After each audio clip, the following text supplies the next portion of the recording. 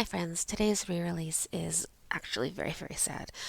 It's the story of Yaser Said, an Egyptian man who moved to the United States and was not happy with the lives that his daughters decided to live once they got here.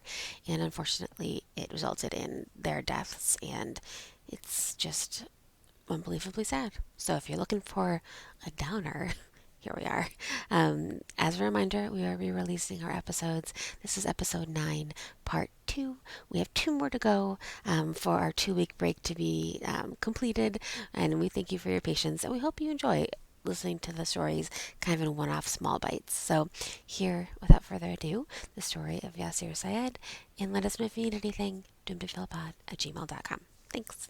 California versus Orenthal James Simpson, case number BA096. And so, my fellow Americans, ask not what your country can do for you, ask what you can do for your country.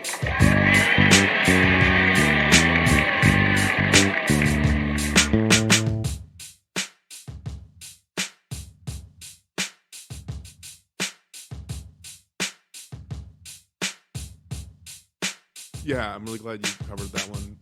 It's such an interesting story. So I'm gonna segue us into the true crime side of our Doom to Fail stories. So my story this week elicits a lot of feelings for me. Okay. For one, it starts as a story I can totally resonate with. If it wasn't clear by my name already to folks or general appearance, I'm Middle Eastern. I'm Iranian specifically, and my family immigrated to the United States when I was 2 years old, so in 1986. For folks who don't know, Iran's history in the mid 70s onward was very, very turbulent. And I'm not going to go down a history rabbit hole here, Taylor. Like that's a you thing, but it's important for the context of setting this up, what was Yeah. going on. But the TLDR is that Iran was basically a secular country for most of its history. It was a constitutional monarchy leading up to the revolution in 1979. With that revolution, the leadership and institutions that were ushered in were focused primarily around Islam, enforcing a strict moral code on people, which is where we're at now. So if you follow the Right. news even a little bit, that's why women are protesting why they can't go see soccer matches or why they have to keep their hair in a, I don't know what you call it, the hijab Hijab. thing. Yeah. Yeah. And then there's constant protests that are immediately followed by executions because that's the kind of Right. But it also, versus dealing with this dog, but it's not just going to soccer games wearing the hijab. It's like they can't go to the doctor unless the doctor's a woman, but also women can't be doctors. So yeah, you're it's fucked. I put this within the context so I could actually have folks try to conceptualize what this actually means because that's how quickly things shifted in Iran specifically. Was 79 it happened like you were living one way again. It was a Mm-hmm. secular country. The Shah, Mm-hmm. there was no auspices of religion there. So to put it in context, imagine you're living your cool hip life in LA or New York, going out with your friends, meeting people, and then one day you have police telling you to stop holding hands with your partner, that all the Mm-hmm. places that you socialize are shut down. Like that's how stark and different things ended up being, which is, like again, like I have a point to all this, but think about what happens to those people who are like, no, I'm not going to Right. live like that. Like all the cool people leave, right? Like all the ones Mm-hmm. who are not insane religious zealots leave Mm-hmm. because, or, Mm-hmm. well, then if the ones who have the opportunity to, right? They have the Right. The resources. ones that can. Mm-hmm. So, and that's exactly what my family did, right? They were like, Mm-hmm. they made a decision that we do not want to be religious zealots. So we are Mm-hmm. going to leave, and that's what we did, and that's how we ended up in Texas. So the reason I'm bringing all of this up is because, as I mentioned, the start of this story resonates with me because it is about someone trying to escape their home country for a better life. Mm-hmm. But this story also enrages me because of what one member of this family ends up doing. Okay. I am going to shit on religion a little bit on We've this. never done that before, Fars. That's totally off character Yeah, it's for totally this off brand show. for me. Yeah. It will be 1,000% justified every time I do it. So I'm gonna keep going on this rant because I'm like riled up now, and this has nothing to do with what's in the outline. Please do. If you come to the United States for a better life because you're trying to escape things that are going on in your home country, Mhm. Don't try to make this like your home country. Right, if you're already decided, like, I left something bad, don't bring that bad with you.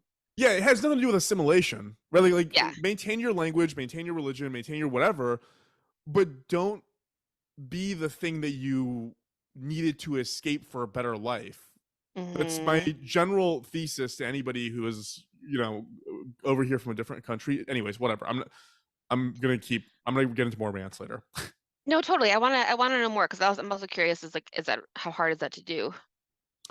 Well, I actually do put that in the outline. I actually discuss a piece of this in the outline because I think that there's a Mhm. point in time when you have to decide at, at what point do you have to diverge from your cultural understanding of the world. Mhm. And there's gonna come a point in time when this guy could have done it and he didn't do it. And Totally. I'm gonna point that out. I'm gonna put a punctuation point on that. So the person we're discussing is a guy named Yasser Abdul Sayed. Mhm. Yasser is from Egypt, and he came to the U.S. at 26 years old. He did it for exactly the same reason anybody does it. It's for opportunity. Specifically, he was here to pursue higher education because in those countries, like I'm not going to keep going down that ramp. Like, it is impossible to get like a decent education there if you're not like the 1.001% of smartest people in the country, basically. Mhm. Mhm. Yasser married an American woman named Patricia when he was 30 and she was 15, which Taylor, Oh. we've learned a lot about Oh, no. this dynamic. How how'd they meet? I actually don't know how they met, but I would say that Not at a bar or definitely not a at bar, on yeah. Tinder.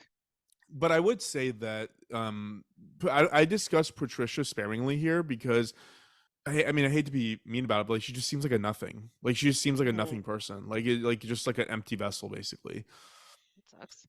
So the two of them would go on to have three kids. They have a son named Islam, who was born in 1988, a daughter named Amina, born in 89, and another daughter named Sarah, who was born in 90. So three kids. 'Kay. To say Yasser was controlling is a bit of an understatement. He had an almost abnormal predilection to know exactly what his daughters were doing at any given point in time. By all Mhm. accounts, this behavior did not extend to Islam. He really didn't give a shit what the son was doing. Got it. This Islam the is, person. yeah, yes, exactly. And this is where my speculation is going to come a bit into play. There aren't, I've watched a lot of news shows about what goes on here, I've read a lot about Mhm. it, but it's not a super meaty topic. People, we don't go into a ton of details about the inner workings of this family, or the news doesn't really go into the inner workings of this family very much. So there's going to be some speculation here because again, I feel a little bit like it's appropriate for me to talk on it, given that it's a Middle Yeah. Eastern guy, and I've like I'm we'll get into it. So part of the speculation is I'm assuming, and I think correctly, that part of why he really didn't care about Islam, the son, I'm just gonna call him the son because it's confusing, Yeah. versus a daughter is really religion. It's cultural. Mhm. I think Yasser came up in an Islamic household and in a country where women just aren't seen as equal to men. He doesn't have to keep tabs on the son because the son probably he in his mind he knows what's up. It's the girls you got to keep tabs on. Right. Per usual, I hate making excuses for this type of behavior, but I feel like if you've lived in that environment for 26 years, breaking that programming has to be hard. Yes. Totally. I That's referenced what I this was thinking. Yeah. I referenced this a little bit earlier about like where that divergence happens. I think in any situation, a person who has been programmed by life or culture or whatever it is comes to a certain point and then has to make a decision. Go with the programming or break the cycle. Mhm. That is an inflection point I think happens again as an immigrant. Like I can speak with some knowledge of that. Like there you reach a point where like this is what I know, this is how I was raised. What do you do? What path do you take here? Yasser is going to take the exact wrong path, and we're going to see that happen here in a moment. So, going back to the two daughters, there were reports of abuse, of course. There was some physical abuse and, by some accounts, sexual abuse as well. I won't go Mhm. into them, but mostly it's because that's not the interesting part of this story. The interesting Mhm. part is the extent to which Yasser wanted to control the daughters. He almost sounds like a jealous ex-boyfriend. Like Mm. he'd go Like you belong through, to me. yeah, like yeah, Yeah. 100%. He'd go through their phone, he would record them without their knowledge to see what they were talking about. And in particular, he had an extreme aversion to them. I mean, really just growing up and dating boys. That's what it was. Hmm. Yeah. The latter part, the dating boys part, seems to be the biggest trigger for Yasser. There were multiple stories and accounts of these this understanding that Yasser was very violent. Can you hear that? Your dog. Yeah, I can like, kind of hear it, but I barely. I don't think anyone's gonna be able to hear it. They might think it's farts though, it's which not we've heard. farts. It's We've definitely heard not that farts. feedback. Your brother is so wrong. Like if he re-listens to it, I don't even know how you would make that sound. That like the pitch of it is obviously the yelp of a dog. You heard that? You hear that, Kincaid?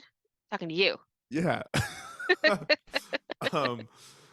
So like I said, with Yasser, the trigger with him was really like the girls and their relationship with boys. Hmm. He did one of these gross old guy things that was just all about like protecting the virtue of his daughters. Ew. There's one story about how when Amina turned 16, Yasser took her to Egypt to marry a friend of his, which at this point, Yasser's 48. So how old is this Ew. friend who's marrying a 16-year-old? Gross. Also, these girls were born in the United States. They're born in Texas. Like Right. they, you know what? I'm getting flashbacks to that family. The one with the dad who looks like Harry from Dumb and Dumber, where it's like where you have Hmm. exposure to Hmm. the real world, and then now you're going to Egypt to marry some guy and be in this like Islamic family. Like I don't know. Right. It sounds awful. Yeah. Obviously, the more he pushed the girls in the way that he pushed them, the more he repelled them. So Amina starts dating a boy she meets in a karate class. They would have to use code words and stuff to get around Yasser's surveillance, which just Hmm. shows really the unflappable resolve of a teenage boy dating a girl. I know. Poor guy. Seriously, poor guy. At one point, Yasser suspected that she was dating someone and beat the shit out of her to try and get her to tell him the boy's name. She took the beating. She refused to give the boy's name because she legitimately thought he would kill him if she did. Wow. Yeah. And again, constant theme that I read over and over again was like, yeah, the mom thought that he was going to kill them. He was going to kill her. Like constantly. This comes up over and over again. The mom just, yeah, like she just seemed like maybe it was Resigned to it? resigned to But it. That's probably the right. I shouldn't talk bad about her. Like I think that she was just so beaten down by this guy that she was just like, hmm. whatever Ugh. happens. Yeah. Why? So I mean, like, I don't. I'm so sorry, but I don't understand why he's so mad. Because he wants them to just completely be controlled by him. Then, like, why even send them to school? okay, Why send her to karate class? so that's the thing. Like that's why I mean I hate to say it this way. I know this guy. Hmm. Like I grew up with guys like this. Hmm. I'm not going to go into details because it'll be obvious to people who hear this story who know me, like what I'm talking about. but but there's something about this cultural grip that when some people just can't handle it. Like it's Hmm. almost like a known thing when you come to America that like if you're from one of these countries, it's almost known that some people just can't take it. That it's Yeah. too much stimulation, too much going on. I think that he Hmm. just falls into this category. I don't think that it was like I'm so mad thing. I think it's like a I'm just out of my element thing. Totally. Yeah, I definitely don't understand that, so I appreciate that perspective because I don't get it. Yeah, it's a thing. It really is. Yeah. So that relationship with Amina progressed to the point where her and the boy actually got engaged. Aw, Which to me is just cutesy teenage bullshit. He probably got her a ring out totally. of one of those gumball machines, you know. Adorable. By some accounts that I actually couldn't verify, the other daughter, Sarah, had also started dating someone and also got secretly engaged. To me, the girls at this point, as I was reading this, it sounded like they were just trying to find any exit, any way to Yeah. flee. Yeah, and I'm sure those boys were like very, I don't know, like brave and like comforting, you know? They'd be like, it's gonna be okay. Yeah, of course. So I'm gonna take us on a bit of a side quest here. Taylor, have you heard of the concept of honor killings before? Yes. I think Well, that's when like a dad kills their daughter to stop her from doing something that would dishonor the family. Like, get a yeah, job. that's roughly it. So I did put a little bit of facts together here. So I did a bit of research on this, and several things I found will probably shock no one. Again, I'm not trying to shit on religion or the ethnicity, but obviously this is something that happens in Middle Eastern cultures. Like, Mm-hmm. I Mm-hmm. don't. That's not prejudice or racist for me to say. That is actually what ends up happening. So I Mm-hmm. remember, Taylor, when I was around 16 years old, I found this book at the library because I used to actually read, that was called The Stoning of Soraya M. And Mm-hmm. because it was framed as like a Iranian book, it's about an Iranian woman. I picked it up because I was just like trying to learn more about like Iran and what goes on Yeah. there. And I was 16 and I thought, okay, let's see what this is all about. It's the true story of a woman named Soraya in a village in Iran whose husband wanted to marry someone new, but didn't want to return her dowry or support two families at the same time. So he spread a Mm-hmm. rumor that she was having an affair, so the village and her own family would agree to kill her by stoning her to death. That is exactly what happened to Anne Boleyn. Yeah, yeah, Exactly. He wanted to marry someone else, so yes, he accused her of having an affair and had her killed. yeah. I Yeah. guess this is more common than it probably should be. I put this part in. I literally wrote, "This is for Juan," because he asked for more gruesomeness. So in a Mm-hmm. stoning, what ends up happening is the victim Oh. is buried in the ground up to their neck, and people just take Oh turns throwing stones at their head. my God. In Soraya's case, it was documented that her father had to start the process. He was the first one to throw the stone, followed by her son, and then followed by the guy they made up the story about that she was cheating on her husband with. Oh He my didn't get God. killed. Like, that guy was fine, but he did have to also throw rocks at this woman's head. But they all So like knew that it was a lie. the husband knew it was a lie, and this guy knew it was a lie. Yeah. Wow. Yeah, but apparently when it was his turn, he was supposed to throw a few, and I guess he threw one, and he just picked up the other stone and was disgusted and just threw it away and walked away. He just couldn't do it. Oh, how brave. I know, yeah. So super awful story, and also surprisingly not uncommon. The vast majority of honor killings are women and girls, as you stated, with the exception of men really being homosexuality, or if Mm-hmm. they're caught, diddling a kid or a family member or something like that. The Mm-hmm. UN estimates that about 5,000 of these killings occur annually. Ugh. And as the name implies, and as you also mentioned, the killing is meant as a way to restore the family name when someone is perceived to have dishonored it. Mm-hmm. So I did a lot more research on this. Don't need to go into details. The one thing I would note is that the Quran actually itself does not reference or bring up the concept of death for the sake of honor. Mm-hmm. Mm-hmm. So it is what it is. It's It's a weird thing because I feel like there's no like in my family, there's no like dishonor the family thing. Like it's just not something that we like think of. Like I some mean, people are. look, I can feel this even from my perspective of like, having to be a doctor or a lawyer or an engineer, or like Mm-hmm. it's like it's a no, like if you weren't, then that is a dishonorable, like, it's a Yeah, thing. It really is. totally. So going back to our story, these girls are basically constantly plotting their escape with the boyfriends, which is why they're Mm-hmm. getting engaged anyways. And Yasser is a constant terror to be around. And on January 1, 2008, he tells the girls to get into the taxi cab he drives for work so that they can all go get something to eat. Mm-hmm. By all accounts, they do not want to do this. They are terrified of this guy at this point. Mm-hmm. He drives them to a parking lot of a hotel in a part of Dallas, which I'm actually like really, really familiar with. My mom used to work like right here. It's called this part of Dallas called Las Colinas, and he parked his Mm-hmm. cab at the Omni Hotel there. After which, he promptly turned to the girls who were in the back seat and shot them. Oh, Amina probably so died. scared. Yeah, Amina died. Yeah, I actually talked about that here in a sec. Amina died instantly. Sarah actually lived long enough to call the police, call 911, and explicitly said that her dad shot her. Oh my God. In total, he shot off 11 bullets, Wow. which, like, in the back In seat the of a car? car. Yeah.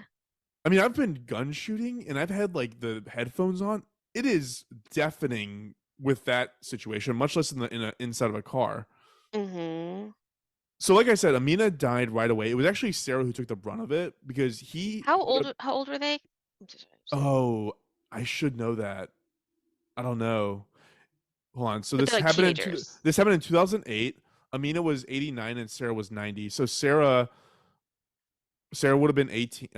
Yeah, Sarah would have been 18, and Amina would have been 2 year or a year older than that. So 19. Okay. Yeah. Okay.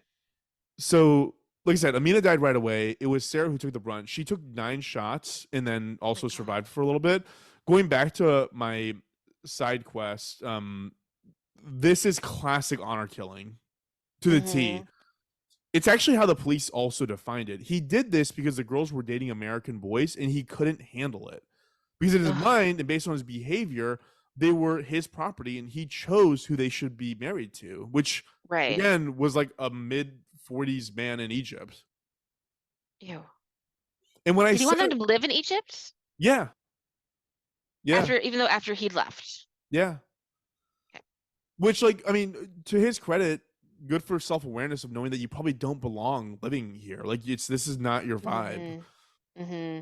So when I said earlier that there's an inflection point, whether you go to your programming or you alternate, Mm-hmm. this is that moment. This is the time when you decide upon self reflection, I gotta find a way to be cool with my daughter's dating these guys and Mm-hmm. move beyond it, or Mm-hmm. go to my programming. My programming is telling me I gotta kill them. Like, Right. that was the decision point that he chose to go this route. Mm-hmm. Which again, I would say in any situation, most people come to this country in an immigrant capacity. You probably experience that in a much less severe way, but it Mm-hmm. is relatively common. Yeah, that makes sense. So, like I said, this all happened at the very, very start. It was Jan 1 of 2008. From that day until August of 2017, so just shy of 10 years, nobody heard or saw anything of Yasser. What? Yeah, he just kind of vanished. They actually thought that he went back to Egypt, but they couldn't find any records of it. He walked away from Whoa. the car. He got out of the car after he shot them, and poof, that was it. Wow. Yasser also has the unique distinction of having been placed on the FBI's 10 most wanted list in 2014. Wow. Yeah, I actually used the Wayback Machine to figure out who else he was on the list with, which is like, he Yeah. was on the list with some crazy, crazy people. He was on a list with this guy who's a cartel guy who was like a captain in some cartel. Like, he was Uh-huh. big enough to where he was one of those guys who would like get plastic surgery done on his face so that nobody could recognize him, which is insane. Insane level of like Okay. need to. Yeah. There was another guy who was on the list who killed his wife, killed his 2 kids, then blew up their house that they lived in Scottsdale, which, Oh my God. I mean, don't do that again, but good, like, the flair for theatrics is kind of appreciated. But my favorite That's guy fair. that he's on the list with is this guy named Semyon Mogilevich, who the US government describes as the most powerful and dangerous gangster in the world. He's basically the head of the Russian mafia. I mean, Yeah, not cool. That's terrible. But no, it actually cool. is super cool. You should read this guy's Wikipedia page.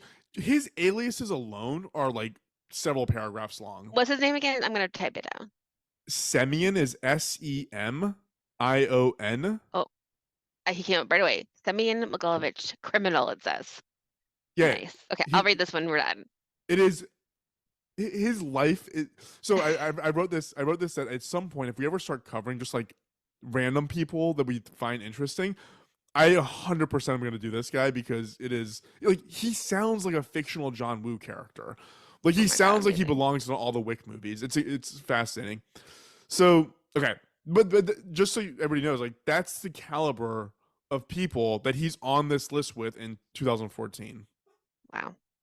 So, going back to Yasser, in 2014, his dumbass son rents an apartment in his own name in Texas. The son was obviously trying to protect his dad. So when police showed up to interview I mean, I wrote Islam, but I'm just gonna call him the son because it's confusing. Mm-hmm. They showed up to interview the son. He was just very defensive and uncooperative. So somebody had mentioned that they saw a figure inside this house because everybody's looking for this guy. They've been looking for like 10 years at this point. Right, and it makes sense that he would still talk to his son because he like cared about the son. Yeah, yeah, 100%. The son was protecting him Hmm. throughout this whole thing. Oh, what a dick. So police show up, talk to him. The son gives them nothing. Overnight, whoever was in that apartment disappeared. The FBI showed up the next day. They broke in and nobody was there. The FBI found a pair of eyeglasses and they used this thing called DNA kinship analysis, which means they built a DNA profile of Yaser by like reverse engineering it. So essentially, they took dried blood from the girls, which they had. They took an oral Mhm. swab of Patricia, which they had, and they created a Mhm. DNA profile of Yaser. And they Mhm. conclusively determined that eyeglasses were his. So they knew he was in the Cool. area. They knew that someone was protecting him. So that's How it a lot of information. Go ahead. Sorry. no, how about what how did you get your DNA from your glasses? I guess like maybe if there's like a thing of hair or dandruff on there, I don't know. I don't know how That's what this. I was thinking. Okay. Yeah, I don't know how any of this works. This happens, but then nothing happens again. It'll be another 6 years before authorities catch wind of where these guys are again, and they see Islam again, the son, and Yeah, his yeah. uncle. Just name your kids something different, like Well, Christians, I mean, like, Islams, like yeah, the Christian, I feel like we accept that as being a name, but when you like think about it more than 4 seconds, you're like, that's a weird ass name. yeah, like I'm not gonna name my son Protestant boy. Like, Yeah. why are we cool? Anyways, whatever, it doesn't Yeah. matter. No, no, totally. So they spot the son with his uncle. So Yasser's brother is also a part of this dynamic and helping them out. And they're Mhm. going in and out of a house in a part of town called Louisville. The FBI gets a warrant and enters the house. They find and finally arrest Yasser. Wow. They also arrest the brother, or sorry, the son and Yasser's brother the same day for aiding and abetting a fugitive. Yasser went on trial actually just last year. It's very recent. Wow. This all happened in 2008. He just went on trial a year ago. Wow. His absolutely inscrutable defense is that someone was threatening him and his daughters in the cab that day. And so he parked the cab and walked away, leaving his daughters alone with this person who was a threat to them because he thought that the guy was after him and not the daughters. That was his argument. That's his That the defense. guy would like follow him, Yeah. this The guy mystery would follow person. him and not the daughters. Oh my God. That's dumb and not true. Yeah, the jury took 3 hours to deliberate, which I'm shocked at this. Like, I was like, I wrote down they must have had like a 2.5 hour lunch break, and that counted as Exactly. part of the deliberation. Because like, I have no idea how this would take you 3 hours to figure out. So Yasser unsurprisingly gets life sentence without the possibility of parole. He's incarcerated at this place that sounds really charming. It's called B County. It's Mhm. very nice name. Yasser's son also gets 7 years, and his brother gets 12 years. And they arguably got it a little bit worse since they're actually in federal prison. Huh. There goes that. He took a lot of people down Yeah. with him. I want to circle back to the topic of our show and what it means here and what it means, again, to me personally. Like I said before, I grew up with guys like this. Like, I Yeah. understand guys like this. And like I said, I can literally think of 3 men off the top of my head that obviously didn't take it this far, but were in need of control and possession more than Mhm. would be acceptable in modern society. And I wrote down here, all this is culturally informed while living in a culture that doesn't adhere to those beliefs, which I think is where that juxtaposition happens in someone's mind, which is like, how do I reconcile that? I Mhm. would say this: if you're dating someone whose background is historically on the extreme conservative side of things, pay attention to Mhm. things. If a guy Yeah. tells you what to wear, how to act, that's not something that's going to wash away by you asking him to chill. That's Mhm. entrenched programming. It's not. Look, this isn't like. Look, I've been framing this as like a Middle Eastern thing. It's not even really that. Like, it's think about the entire middle of this country. Think about like the Yeah. hardcore conservative guys who, I mean, those are also a demographic like this that don't want women to show their faces, right? So Mhm. I don't know. I would just say, like, again, going back to the topic of this show, like, pay attention to this stuff. Like, Mhm. it has consequences. Obviously, Patricia divorced him in 2009 after the murders, but like, Wow. whatever. Like, she didn't really help her daughter. She didn't really protect them, and I don't think she really had the wherewithal to do that, anyways. Mhm. Mhm. So Yeah, and like yeah, there's like a weird thing in like conservative Christianity where there's like the purity thing with your dad where you like, so weird. like go to like a purity ball and like promise to remain pure until you're married, which is so stupid and like not real. Um, It's so creepy. Again, like I was raised in Texas, and like I mhm. knew kids growing up where like they're going to a dance with their dads to talk. It's all centered around your virginity. Like, Yeah. do y'all not So think that's weird?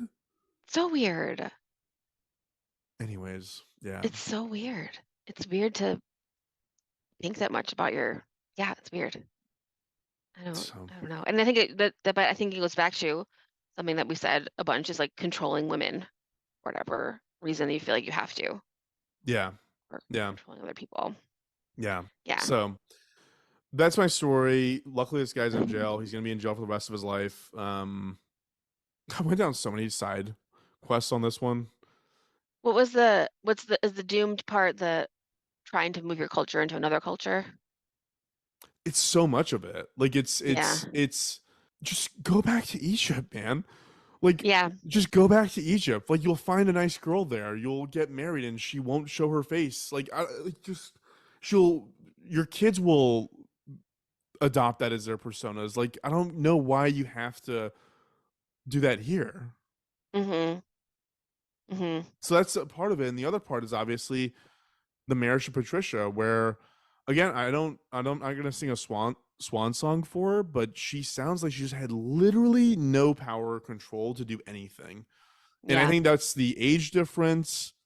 I think that some people frame their culture as this incredibly important thing. I remember I had this conversation. So I had this friend. I'm not gonna bring up exactly how I know him because again, it's gonna give up too many details. But I had this friend. Uh-huh. He's a white guy, and him and his girlfriend went to Spain, and they went to like the bull show, the running of the bulls, right? Uh-huh. And they recorded this, and they played me this video of it, and they were just like, "We just have to honor their culture." I'm like, "No, you don't. This is fucking savage. This is like fuck their Right. culture. Like, this whole excuse of like it's my culture."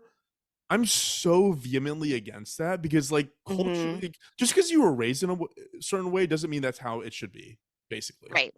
Totally. And so, yeah, I think like in this case, it's like I think that part of it is Patricia was again trying to be super chill and was like, I'm not raised in a very in-depth culture, so I don't know how it is. So this must be how it is. It's like, yeah, you can also call that out. You can also be like, yeah, actually, fuck that part of your culture. It's stupid. We should abandon that. Yeah. But that's like then there's so many people who are so like violently obsessed with their culture, which is like all this stuff is happening in the Middle East right now There's, because they're like this is yeah, and like who's to say like you like there's like a I don't want to say like who's right and who's wrong, but I also want to be like I do believe it's wrong to not let women outside. there's a thing that Iranians do that I am going to the next generation. I'm going to change the tide of us doing this completely. It's called tarofing, which Hmm. is you constantly are trying to like get people to like you're trying to offer them things in a way that's just absolutely annoying. Like imagine Hmm. sitting at a dinner table and Hmm. every 2 minutes your grandma or a relative is just like, have you tried that salad? It's really good. You should try the salad. I'm okay. Like 2 minutes later, have you tried that? It's really good. You should. It's like what? Just leave me alone. Or the worst is when you go out to dinner and it's just like everybody just like tries to shove their credit card at the waiter and like I Hmm. stopped even trying when I'm in those situations. Like, dude, whatever. Like, take it. Like, it's fine. Like, I'm not even like if this is how you want to live, like we could just split it. We just have be normal people and split. But But anyways, whatever. Let them pay. Who that's a cares? cultural thing that Iranians do just absolutely drive me nuts. So, That's funny. anyways, um, Yeah. that's sort of Well, that was terrible. Those poor girls. yeah, no kidding. That's And the terrible. boyfriends, they had no idea what they were signing up for. I know. That's a lot. Like for those kids were just kids and probably like, loved their cute little girlfriends who were just like they're just normal, they could have been like, I don't know, cute little happy. And also Patricia is white, Yeah, which I feel like I'm finding on Google. And so like, yeah, it wasn't like, I don't know, that's too bad.